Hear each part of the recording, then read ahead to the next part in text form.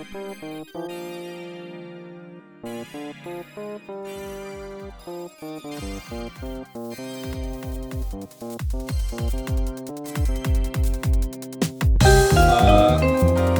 only thing I have to say is that I do believe we have a second list to talk Yes, about. we do. So, as promised, that was our movie list. Now, let's get into our top 5 of TV list. This is a first for us. Yes. We haven't done TV before. No, not really. I Um, haven't talked about it too much.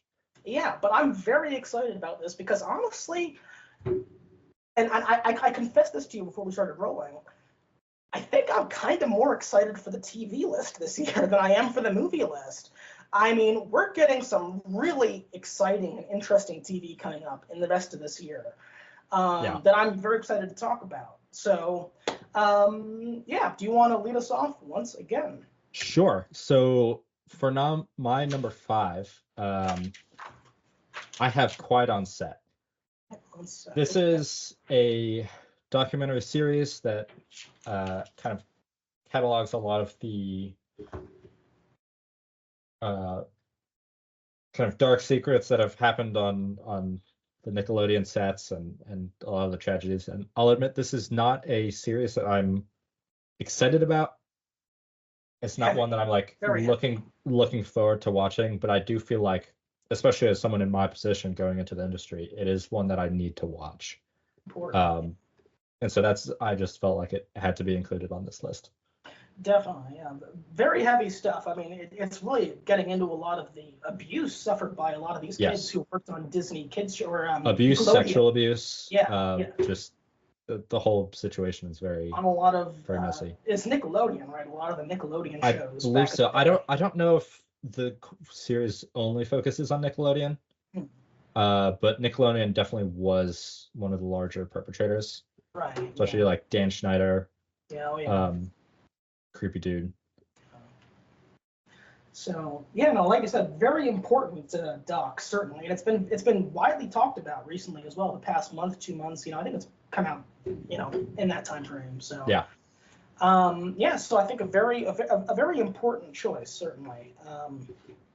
Yeah, definitely very, very, it's heavy, but it's important to understand, the pitfalls and the dangers of how stuff used to work in that environment. So, yes, my number 5 is The Bear Season 3. The Bear has been terrific. I think it is one of the biggest new shows the last couple of years. This feels so rare nowadays. We get a new season every year. 2022, 2023, 2024. What a novelty, making a new season of TV every year. It feels like we've forgotten how to do that, but The Bear is doing it, and it's been fantastic. It's about basically a group of people who work, it's evolved over time. Yes. Originally, in the first season, it's like a greasy spoon Italian beef joint, and it's about the people who work there. And their new kind of head chef, Carmy, who comes in after his older brother, who used to run the place, killed himself, and his kind of motley crew of people. And he was trained in the professional chef world, the high, the hot cuisine world. And his efforts to try to professionalize and upgrade this kitchen into something that's more resembling, a serious, kitchen, and then restaurant. high-end restaurant. And then season 2, they're actually building this high-end restaurant and learning how to run a high-end restaurant.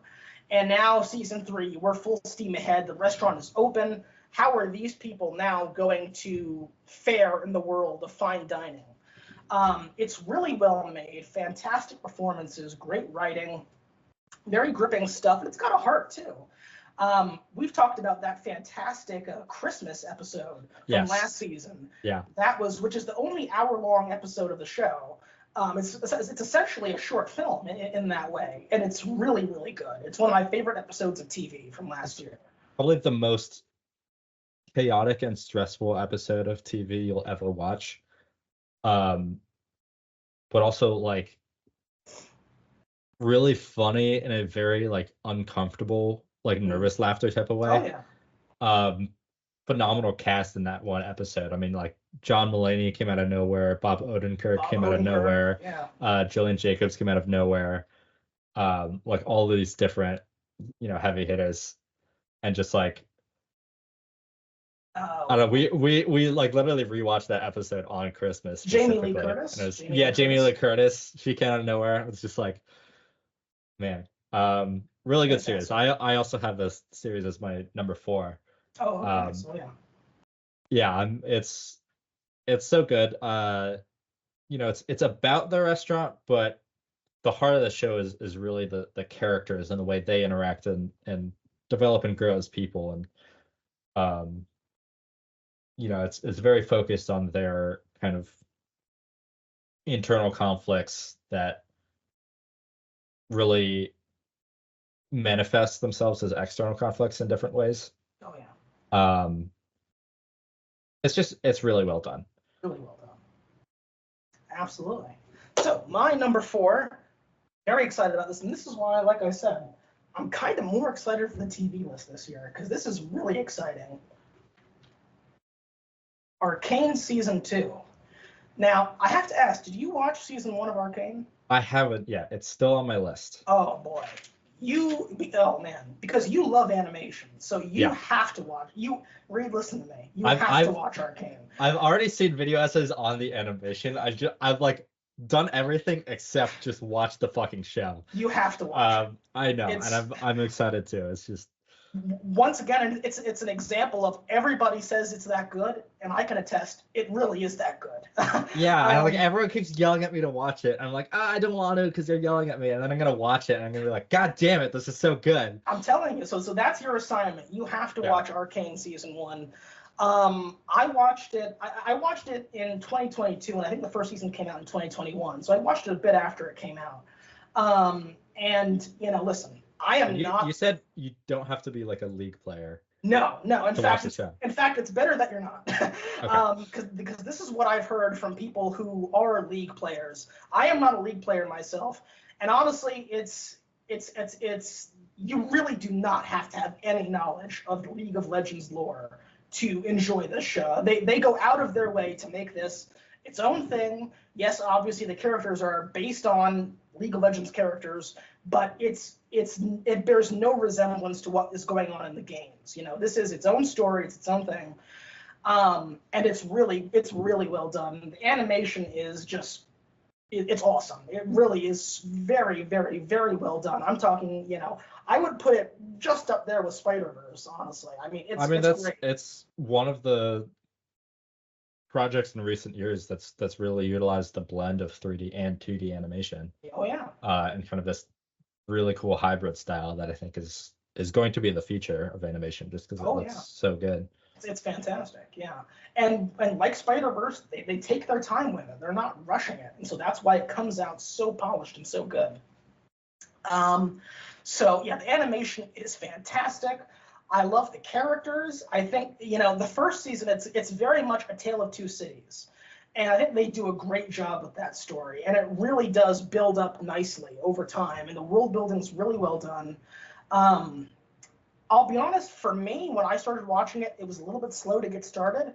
But once you approach that mid-season point, things pick up, and oh my God, that final run of episodes, we're firing all cylinders. It's really, really good.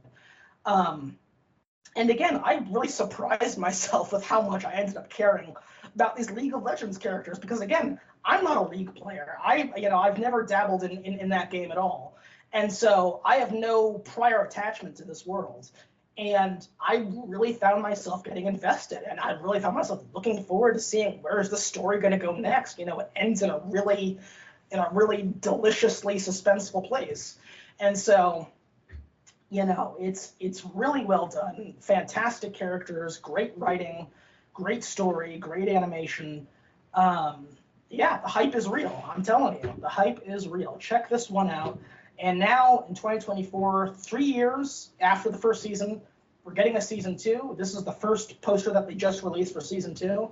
So it's probably going to be coming out, late this year, November, December. But yeah, watch out for this one. This is the real deal. This is strong stuff. So Arcane season 2. Very excited for that. All right, your number 3? Yes. So to move on, my number 3 is The Boys, season 4. Okay. I have loved the show ever since it first came out. There was something just very fun about a what if superheroes were assholes kind of genre and story. And the show takes that idea and just cranks it to fucking 12. Not even like past 11. It's just so extreme, and they managed to top themselves every single season. Yeah. And I'm excited to see where it goes next. I haven't watched Generation V yet, but I've heard that that's really good. Yeah, it was pretty good. That's all. I'll probably watch that before this comes out, but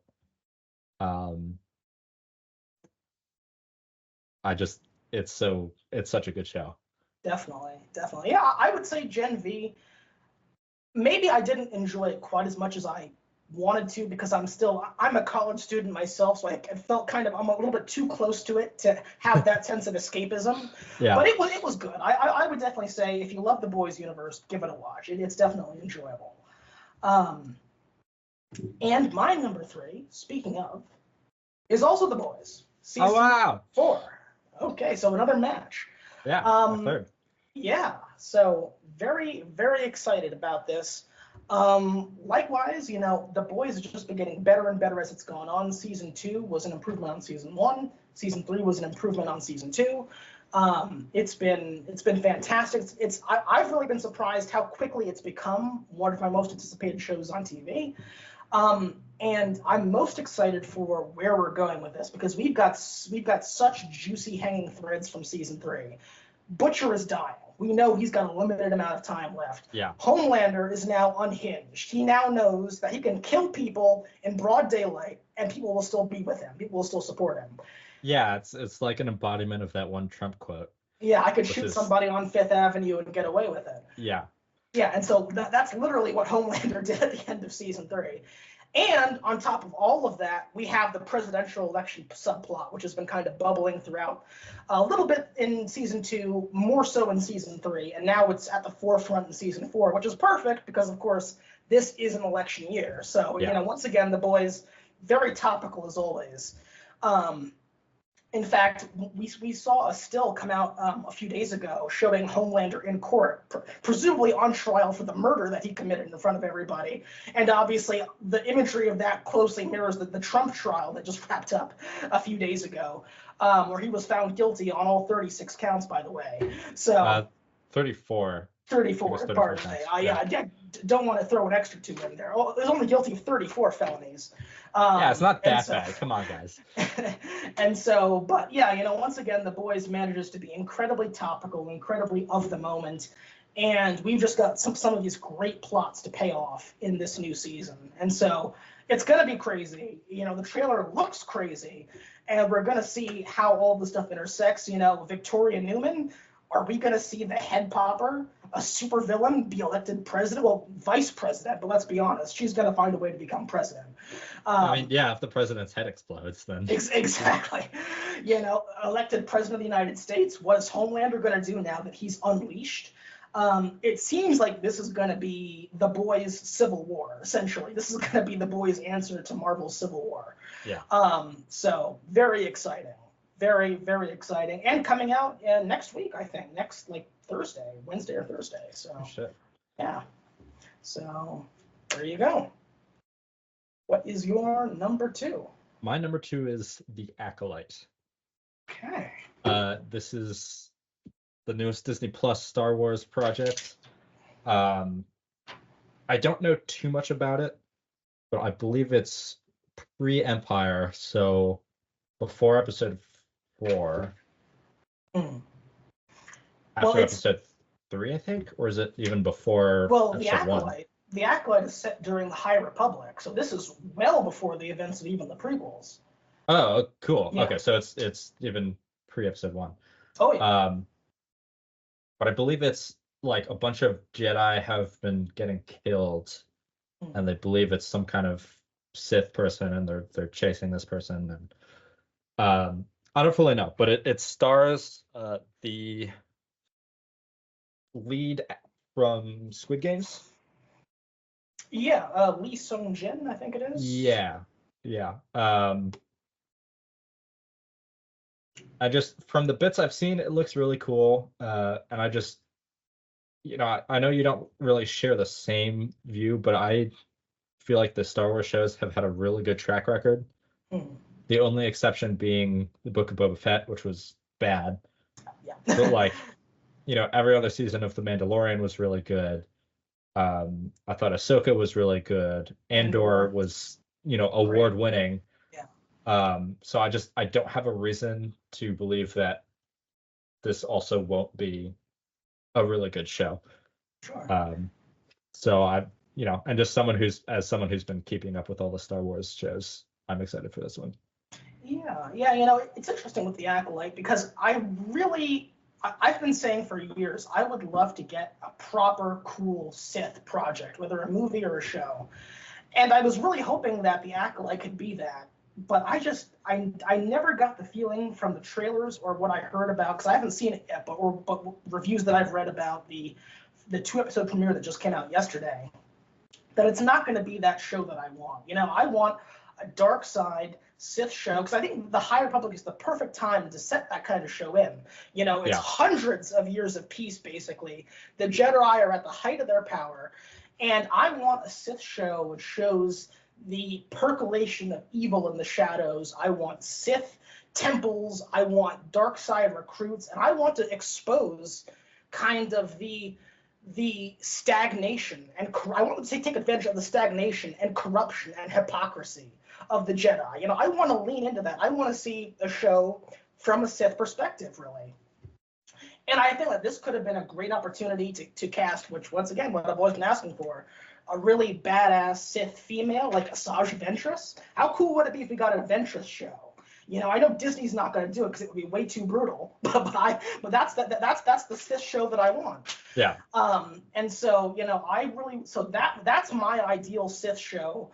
I know that's probably too much to ask for from Disney, but I was hoping the Acolyte could at least be close to that. But I feel like, and from what I've heard, they're not going to go all the way. It's still going to be a mainly Jedi-centered thing, and yeah, I feel like it's going to be another Disney Plus Star Wars show, which, again, not necessarily bad. I mean, there have obviously been successes in that regard, but yeah, the trailers never convinced me that this is going to be the kind of show that I wanted this subject matter to kind of tackle. So that's always been kind of my reservation about it. But we'll see. It's 8 episodes. We've only gotten 2 out. So, maybe it can accelerate to what I want it to be. But yeah, I doubt it. Which leads me to my number 2, which is The Penguin. This is going to be Matt Reeves' spin-off show to the Batman, focusing on the rise of the Penguin, played by Colin Farrell, in organized crime in Gotham. And it's essentially going to be Matt Reeves. It looks very intentionally like Matt Reeves, essentially his take on the Sopranos type story, with the Penguin as Tony Soprano. And set in Gotham. And set in Gotham, exactly. Which is, in the comics, I believe Gotham is set in New Jersey. So basically, yeah. Does fit. And I will say, another reason why I love the Batman, because the Gotham in the Batman has never been more New Jersey than in that movie. It's never been, I think, a closer analog for Jersey than. I don't know. There's not a lot of like Gothic architecture in Jersey. No, obviously it's still heightened, obviously, in a big way. But the street level, it feels right. It feels like what it should. Yeah. And so, yeah, obviously I really loved the Batman, and now this is going to be our first kind of dip into that world since then. Colin Farrell was awesome as the Penguin, and he looks like he's really going all in this. We've only seen a very short teaser so far, but I think it's coming out this fall. I think around September is when it's coming out. So very promising, dark, gothic, organized crime in the Batman universe. Again, basically Matt Reeves doing The Sopranos. I love it. So very exciting. Gotham gangland stuff. I just love the premise. Once again, all the pieces are right. very interesting, very exciting. Yeah, the Penguin. I think it's, really, I think not a lot of people know or are aware yet this is coming out, but when it is coming out, mark my words, it's going to be big. So keep your eyes peeled on that one. Very cool. When is the actual, like, the Batman 2 I part 2 think coming out? it's coming out. That's a good question. Let me say. There hasn't been any trailers for it, I don't think.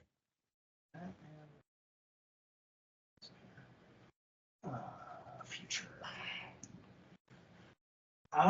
Scheduled to be released October 2nd, 2026. So 2 years out. Ooh, Untitled Gotham City Police Department series. Oh yeah, they're doing that. Like a CSI Gotham. Yeah. So That'd be we're cool. getting the Penguin, and we're getting that. So yeah, we're building out this world, which is great because I really love this world. So yeah. Before right. we jump into number 1, do you have any honorable mentions? Yes, let's talk honorable mentions here. We should talk about that. So let's do this. Let's see here.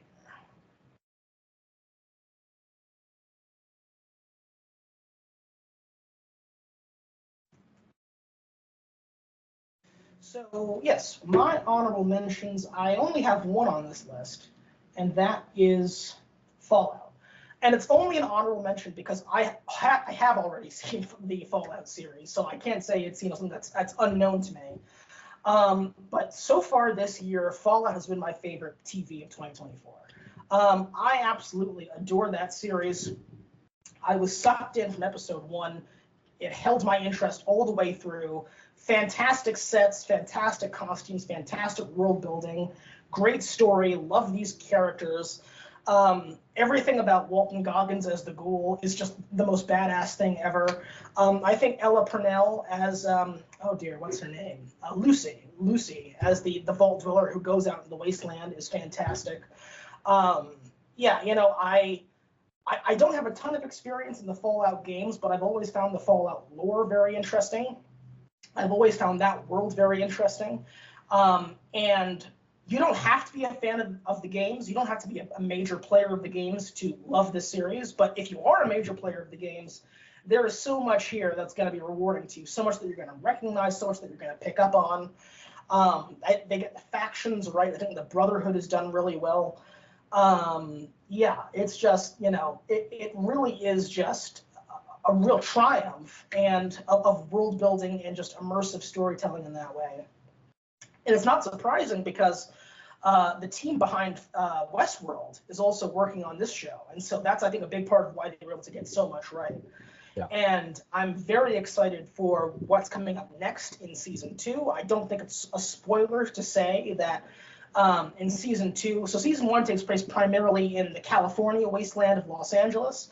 Season 2, we're going to New Vegas, which is a very beloved setting in the games, obviously from Fallout New Vegas. And so very excited for that. Just great. My favorite TV of the year so far. Cannot wait for season 2. They're already writing it, so hopefully we'll get that within the next year and a half or so. I'm so glad it's a big hit because I really want to see more of it. It's super well done. And I highly recommend it as well to you and anyone who might be curious. So. Well, my honorable mention, which is a show that I've recently watched, was Shogun. Especially for you, since you've recently gotten into fantasy. This isn't fantasy because this is based on real world 1600s Japan. But if you imagine like a Game of Thrones kind of political drama, but set in 1600s Japan, this is that show. Oh yeah. It is so good, very brutal, because just the culture at the time was very dark and intense, but the show is so well done.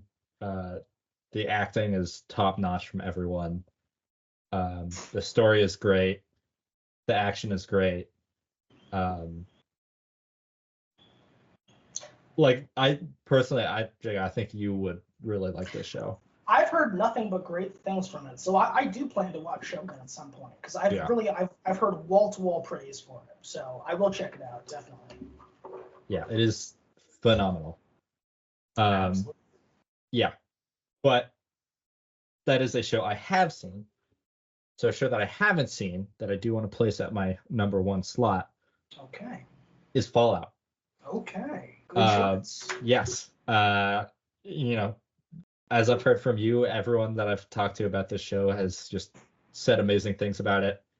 I've also never played the games, but I'm a big fan of the lore of the world.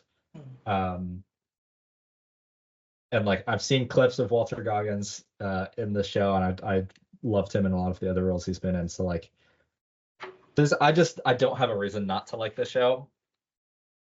And so as soon as I finish Three Body Problem, this is like very next on my list. What did you think about it? Three Body Problem it's decent.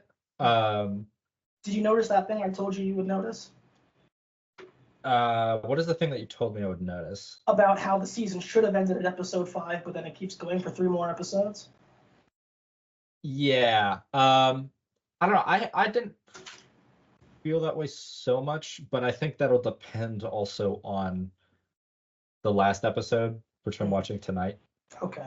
Because I haven't seen the supposed season finale, but if that doesn't conclude much, then yeah, I would agree that it probably should have ended episode 5. Yeah, and so I'll just say for people who don't know, spoiler alert, just in case anybody who's out there is watching who wants to watch Three Body Problem who hasn't seen it yet, spoilers. So skip ahead like a minute so you don't hear this. But in episode 5 of the Three Body Problem, that's where the basically the huge oil tanker, which is the HQ of all the alien cultists, basically, it gets like sliced into like a million pieces. They pass it through essentially a nanofiber mesh. Yes. Which nanofiber is like this kind of fictional technology that had been developed. And so if you can imagine like pushing a block of clay through string, how it like cuts it in half perfectly. Yeah. Now imagine an entire converted oil tanker that became like a community for about 1,000 or so people. Yeah. Just being pushed through this mesh. It's an awesome visual. Into like 12, 13 slices. Yes. It's such a great visual, isn't it? You see someone like standing in the hallway, and then all of a sudden they're like cut in half at the waist, and it's just like, oh my god, holy shit! I mean, literally just watching people just completely unsuspecting just get sliced in half, or I love it when they just explode, explode into a blood mist. I do find that scene so funny though, because they're like, oh, how are we going to take out the tanker without destroying any of the data? Because like, oh, we can't shoot a missile at it, we might blow up the part we need. Yeah. Oh, I know. Let's just slice everything up and hope we don't hit the hard drive, I guess. Like, what? And leave a giant husk of an oil tanker just shredded in the middle of the Panama Canal. Yeah. By the way, because that won't cause any problems. But it's an awesome visual. And then, of course, that episode ends with the huge "You are Bugs" moment. Which, I mean, again, tell me that's not how you end a season of television. Like, that's a huge thing to end a season of TV on, isn't it? Yeah. Yeah. Yeah, so, that would have made a lot of sense. They did.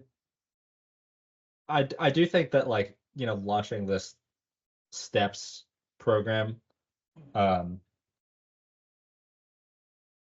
see your argument, but I haven't fully felt like they shouldn't have continued. But again, I also haven't seen the last episode, so it'll really depend on that and how much of a resolution that episode gives. Yeah, no, I'm not going to spoil it for you, but I will say, I found the steps program to be I found it to be a silly plan, and in the finale episode that you're about to watch, they introduce another new concept, which I also find very silly. So it was not anywhere near as strong of an ending for a season of TV for me as just ending it earlier. But also my overall review is just I was excited for the show because it promised to be like a very smart and like scientific show. They really didn't dive into much science. No, Like not it's really. very like surface level explanations. Yeah, Um, like they didn't do all that much, uh, which I thought was kind of a shame. Um, yeah, because I was excited for these people to be doing like really smart things and solving the smart exactly. Yeah, problems and and it started not off so strong, you yeah know, with all the scientists killing themselves and the VR stuff. Like that was great. Just make a whole season about that, and then we'll yeah. do the book two stuff in season two. I don't know. It's annoying And it's because also like the whole thing is that the Shanti are like 400 years away. How are the headsets there? How did they get that? How did they send the headsets to Earth? it's just the sophons, the magical science Can the balls. Sophons also create matter? Like Apparently, they can do anything. I what?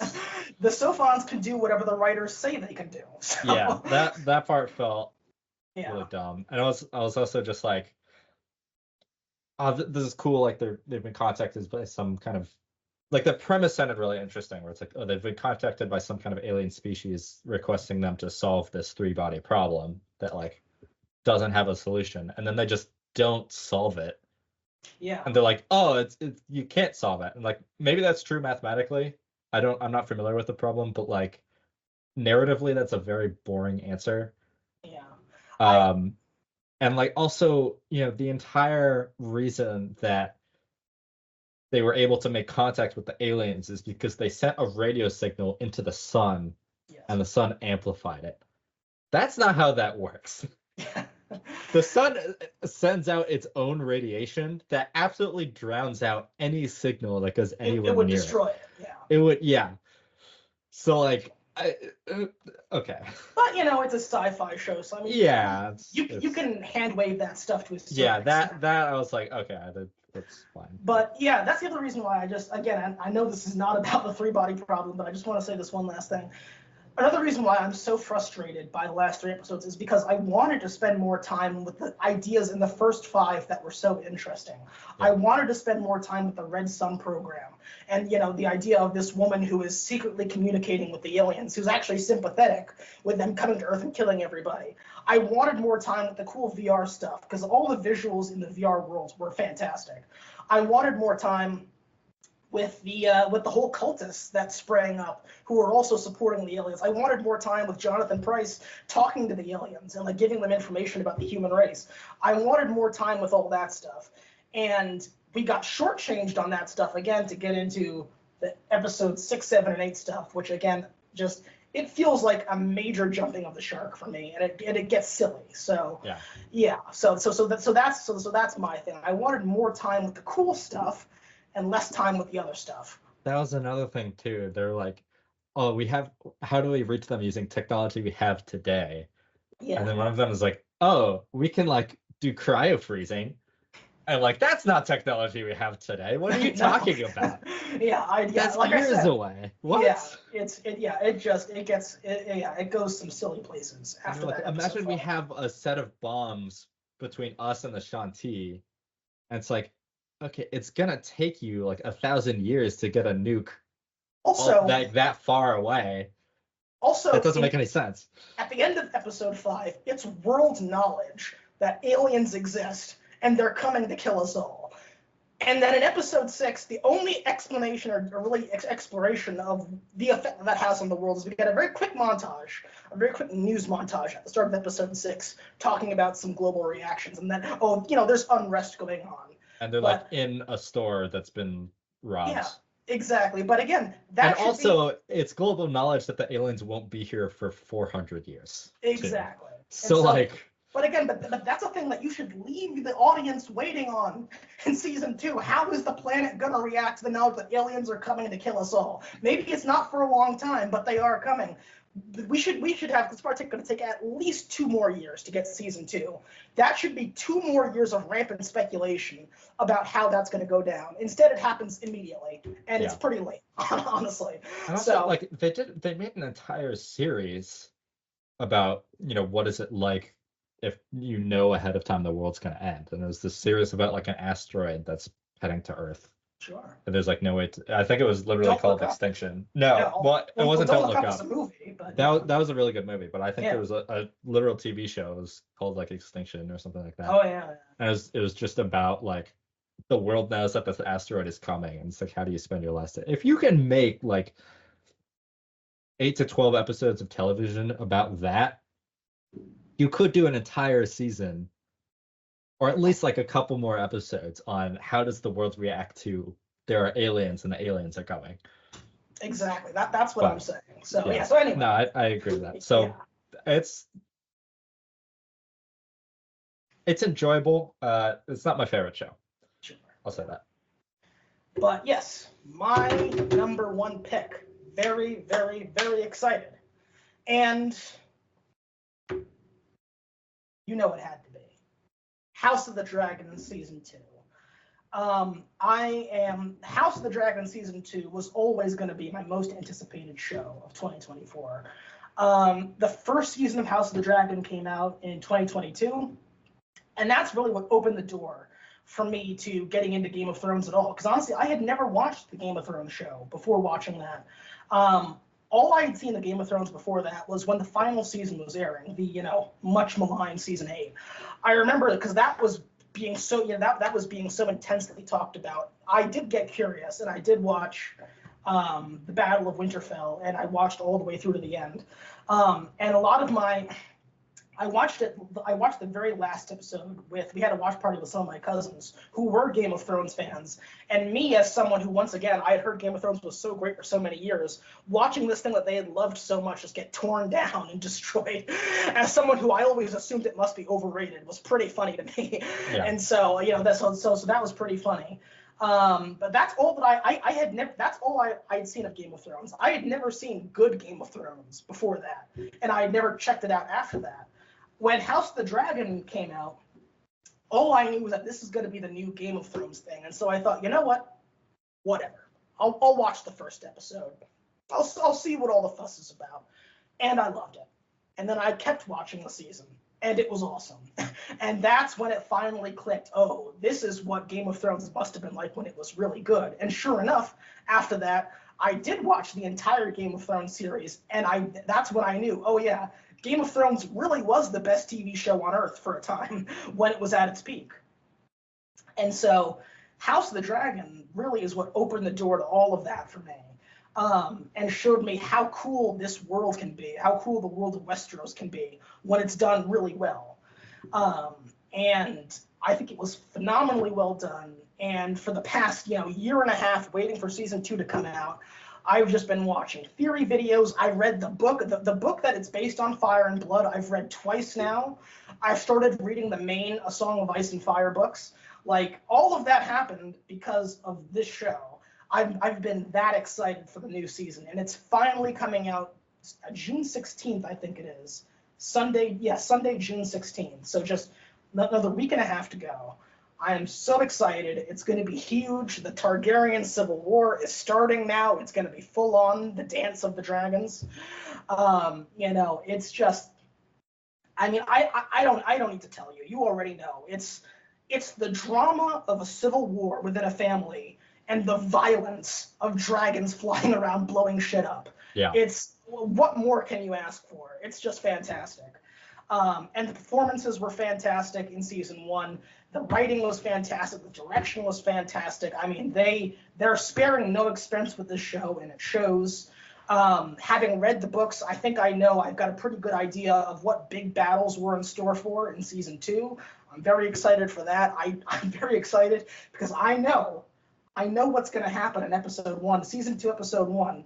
You don't know what I'm talking about. Mark my words, when that episode comes out, it's going to get a big reaction, and I know why. And I'm so excited for that. It's going to be people who are not book readers, they don't know what they're in for, but things are about to get so much crazier than they even know. It's going to be awesome. Now I'm wondering if I should try to watch all of season 1. You should. In time for this premiere. I absolutely think you should. I think so. So yeah, it's going to be huge. It's going to be great. I am so excited for it. My most anticipated TV show of this year. And honestly, might be right up there as my most anticipated just thing of 2024. Honestly, I think it's up there with Deadpool and Wolverine. I really do. So yeah, very, very excited. That is going to be huge. So there you have it. Our top 5 in TV. Very exciting stuff. Yeah. Including several shows that are coming out this very month in June. So this is the perfect time to make this list.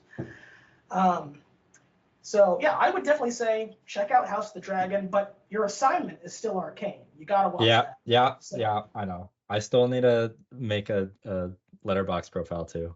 Oh, there you go. Absolutely.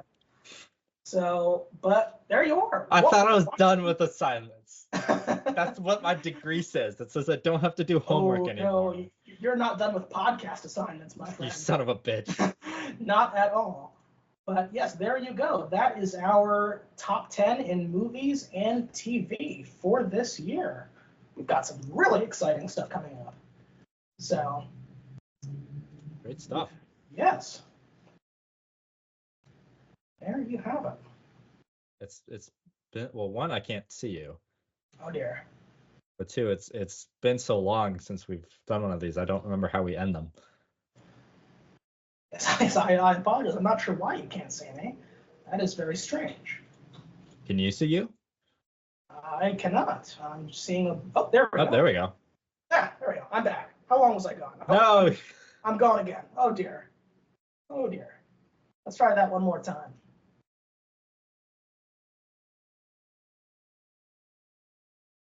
Okay.